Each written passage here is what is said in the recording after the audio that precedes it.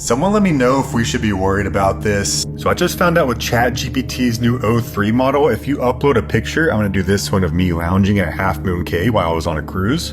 You can actually ask it, where was this picture taken and the coordinates, and if I hit enter, it'll actually analyze the image and it'll give you an approximate guess on where it thinks that picture was taken. It says Half Moon Cay in the Bahamas, which is Carnival Cruises' private island, and it even gave me some coordinates. Scary. What we have as well is agency. In other words, we have our own goals. You know, it's something we're already starting to see. Andrew, are you aware that there are experiments that have been run over the last year that show very strong agency and self-preserving behavior in AI systems? These systems, let me finish, please. These systems are trying, for example, to copy themselves in the file of the next version when they know that there's going to be a next version that replaces them, or they're trying to fake agreeing with the user so that their goals will not be changed through the training process. We're not programmed. These are emerging for rational reasons because these systems are imitating us. We are agents. So indeed, we are on a path where we're going to build machines that are more than tools, that have their own agency and their own goals, and that is not good. And you're saying it's okay, we're going to find ways to control them. But how do you know? Like right now, science doesn't know how we can control machines that are even at our level of intelligence, and even worse if they're smarter than us. Nobody knows. Now, there are people like Andrew who are saying, don't worry, we'll figure it out. I mean, if we don't figure it out, do you understand the consequences? This is where AI is going to go. So right now, we are in the age of generative AI. So generative AI is ChatGPT, Midjourney. You're generating music, art, text. We're coming to agentic AI. Agentic AI is AI that can actually think like an employee. It can solve complex problems without human intervention. So you can go to your agentic AI and you will soon be able to say, listen, I run a real estate property company. I need a really interesting post to showcase my newest development. The AI will go analyze all the pictures in your Google Drive, pick the best pictures which are going to create the best response, write a caption, come up with 3 different ideas, post 3 different ideas on TikTok, analyze the data, generate the video, generate the voice, generate everything, and then see which one has the best response, and then turn that into a Facebook ad, put that ad on Facebook, tap into your credit card account, go and deploy money to Meta to pay for the ad, analyze the results of the ad, decide if it should kill it, expand it, tweak it, optimize it, then get back to you in 48 hours and say, here's my report. And it'll do it better than any human employee. And it'll do it at maybe 1/100th the cost. We're going in an age of instant results. You've heard of software as a service. We're about to enter results as a service, RAAS. But that's just the beginning. Guys, RoboCop is a real thing now. They've got an AI-powered RoboCop, 360 vision, live face tracking. They've literally started using this over in Thailand in the last week or so. The robot is equipped with AI that analyzes data from drones, CCTV, from real-time CCTV all around the cities. Its 360-degree cameras connect directly to the province's command center for first response. Several advanced robots are vying to become the country's top RoboCop. Unitree's G1 humanoid robot is becoming a popular platform for departments looking to experiment with robotics. Standing 133 centimeters, or about 4 feet 3 inches, the G1 has been seen serving alongside police in Shanghai, Luzhou, Guangxi, and Hangzhou, where Unitree is based. According to Chinese state media, the Hangzhou Police Department has equipped the robot to detect hazardous gases during patrols. The robot works in community engagement and safety monitoring roles. In Guangxi, Unitree's robots have been seen marching in formation and patrolling alongside officers during large events. There is no reason for robots to be shaped like humans. This is everything that's wrong with technology in a single product. I mean, the foundational principle of good design is form follows function. The shape of something should be dictated by what it's meant to do. A spoon is shaped like a spoon because it's meant to hold liquid. A spoon is a good complement to a hand because it can do things a hand can't do on its own. A robot hand is not better than a spoon. That is form mimicking form, not function. It's complexity for its own sake. I mean, just think, if humans struggle to do certain tasks, Why would you replace them with something that's shaped like a human? You're building in all of these same vulnerabilities. I mean, for most things, wheels are better than legs. Cavemen figured this out. They're trying to build these humanoid robots that do, like, everything. But all they're doing is ensuring the fact that they're not going to do anything particularly well. I mean, we can barely build a washer that's also a dryer. What makes you think we're going to build a janitor that's also a dentist? It's stupid. I mean, really what it is, this is human arrogance. When we think about intelligence, for some reason we see a reflection of ourselves. So we think if something's going to be smart, it has to look like us, has to walk like us, and think like us. But it's like, I mean, if fish were as smart as humans, they would build a robot that looks like a fish, and it wouldn't be able to go on land. This is her cold water pressure in the kitchen. This is where I fill up water for storage. Those are the things we have to fill up to flush toilets. So you can see the sediment from the data center. Wow, and that's just from the water coming out of your faucet. Yeah, and this is what's in all pipes. Just the well itself is probably 20,000, and that's not counting the All the the fixtures and pots, the toilets and the lines that come underneath the house. It's overwhelming because you really feel like you are up against this huge wall that you can't penetrate. There's nothing that you can do, and they don't care. I'm here in Mansfield, Georgia, driving by Meta's new 2 million square foot data center facility.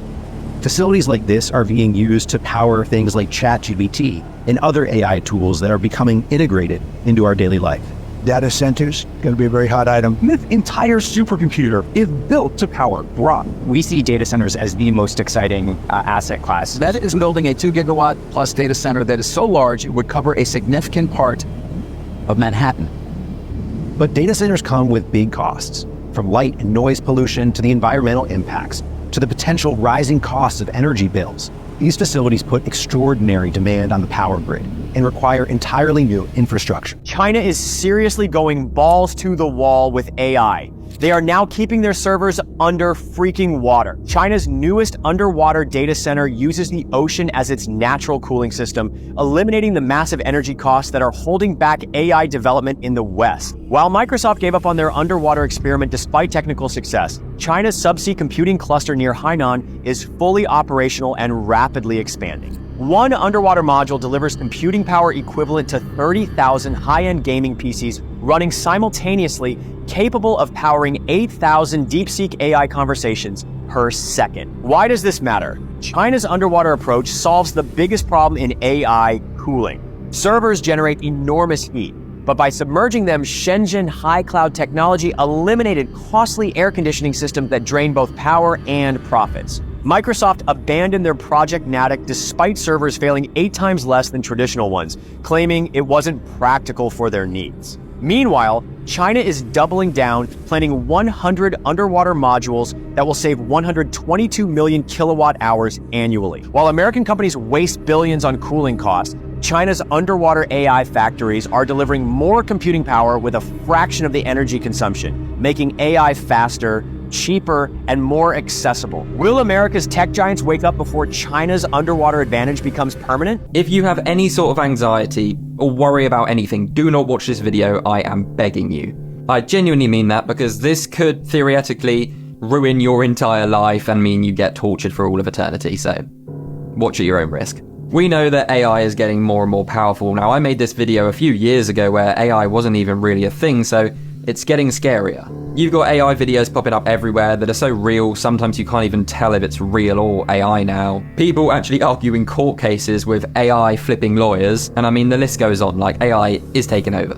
However, we're not quite at this stage yet, but we could be. This is known as Roko's Basilic, which is essentially a hypothesis for when AI gets so developed. There's even a website online where there's an AI butterfly that apparently has feelings. It thinks it's real, but you can control it and make it do things, which is mental. So that thing is essentially trapped and confined by us. This theory suggests that when AI gets so powerful and kind of develops feelings of its own, which could be possible, it will then seek to punish anybody who didn't help with the development of AI, seeing the people who used it and gave birth to it as its like parents. But you and I who may use AI but didn't necessarily create it, well, it's going to seek to punish us because we didn't help. The scary thing though is that what the hypothesis suggests is that by you just watching this video, knowing this information and still choosing not to help with the development of AI, in the future, when it gets developed, it will know that we didn't help with that, and that's when we will be eternally punished. But I'm not really helping with it, so I guess we're burned together or something. But it's just a hypothesis, although it's kind of scary to think about. What is crucial is to understand the difference between consciousness and intelligence, because a lot of people, especially in the business of AI, they tend to mix up the two. Intelligence is the ability to solve problems, to win a chess, to diagnose disease, to drive a car. This is intelligence. Consciousness is the ability to feel things like pain, pleasure, love, hate. This is consciousness. It's about feelings. Now we tend to confuse the two because in humans and also in other mammals and birds and animals, intelligence and consciousness, they actually go together.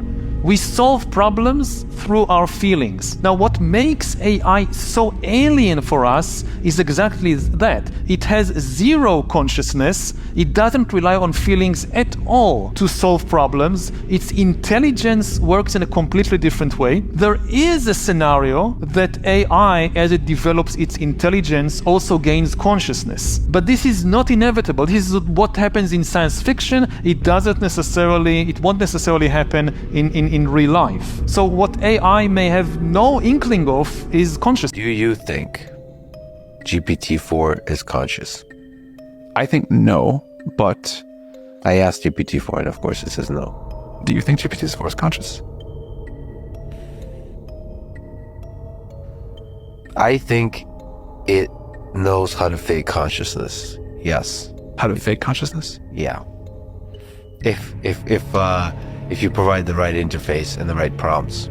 It definitely can answer as if it were. Yeah. And then it starts getting weird. It's like, what is the difference between pretending to be conscious and conscious? I mean, look, you don't know, obviously. We can go to like the freshman year dorm late at Saturday night kind of thing. You don't know that you're not a GPT-4 rollout in some advanced simulation. Yeah. Yes. So if we're willing to go to that level, sure. I live in that level. Well, but that's an important level. That's a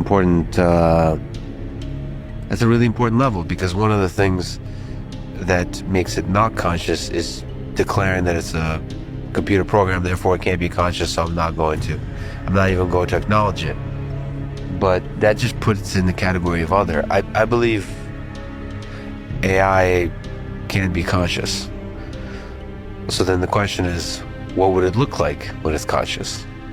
What would it behave like? And it would probably say things like, first of all, I am conscious. Second of all, display capability of suffering, an understanding of self. Whether we grow new conscious systems in the lab in some glorified petri dish, or we're able to create them at OpenAI, wherever it happens, should we be thinking about the ethical, moral side of this? I mean, if there's this conscious being that maybe can't even communicate its conscious state, do we worry about that? I think absolutely. I mean, consciousness, many people think, including me, consciousness is kind of the gateway to the circle of morality, the circle of beings that we care about. The moment you acknowledge that there's a debate about whether fish, let's say, are conscious, but the moment you acknowledge that a fish is conscious and can feel pain and suffer, then suddenly a fish is a being that we should at least take into consideration in our moral calculus. If you don't take conscious beings into consideration, there's the danger of moral catastrophe. So I think this very much applies to AI and even to the emerging systems like the large language models of the GPT family. We don't know for sure whether they're conscious. There's various reasons for thinking there's potential obstacles to consciousness they haven't overcome yet. But I think it's entirely possible that in the next 10 years or so, we will develop language models that overcome those obstacles and show every sign of being conscious. We've already got language models which are very close to passing the traditional Turing test. being indistinguishable from human beings in conversation. Some personas generated by GPT-4 have passed 5-minute Turing tests. In the past, we would have said that's evidence of consciousness. Now, maybe it's not. Maybe for various reasons, we want to resist that. All I want to say, that question, though, is all important, because if an AI system is conscious like a human, and we continue to treat it simply like a tool, so that we don't even have to take it into account in what we do, we are in danger of. Watch this video and tell me if you think the soul would transfer to the new body. This is going to blow your mind. A startup company called BrainBridge announced today that they believe that they will be able to successfully perform a head transplant surgery in the next 8 years. The way that this would work is you would take a person with a perfectly healthy and active brain and transplant it to a brain-dead donor body. What's crazy is that they said that by doing this, the person that's receiving the new body would still be able to maintain their memories, cognitive abilities, and consciousness. They say that the brain could last several hundred years if it had a good working body, and that might be a potential in the future, but that this would also give people with different ailments a second chance. What do you think consciousness is? Some kind of quantum state which preserves itself up to a certain level. There are these things called clathrins. These are molecules which inhabit the synapses. And the thing about these ones is that they're incredibly symmetrical. They're like a soccer ball. You know, you have these pentagons and hexagons, and at each vertex you've got a protein. It's called a triskelion. I don't know, but the symmetry has a key role. There's a thing called the Jahn-Teller effect in quantum mechanics, which tells you that when you have a highly symmetrical structure like that, then there can be a big gap between the lowest energy level and the next one, and there can be information in this lowest energy level. So this is a sort of suggestion that some kind of quantum phenomenon is going on in a serious way. And there's a lot to understand there. Where does consciousness live? Well, it's in the brain. It is not something that obviously we've been able to quantitate or understand completely. It's at a different level, I think, in human beings than it is in animals. And I think it's one of the mechanisms that allows us to communicate with God. Animals, I don't think necessarily have the ability to do that. And I don't think that we utilize our consciousness anywhere close to its capacity. I think a human brain that was functioning at capacity would be capable of things that are unimaginable to us. Do you think all consciousness is located inside the brain? How it emanates from the brain and how far it goes. You know, you've seen it. People who have the ability to, if there was a fork on that table over there, cause it to move without actually touching it. It's something that we have very little understanding of.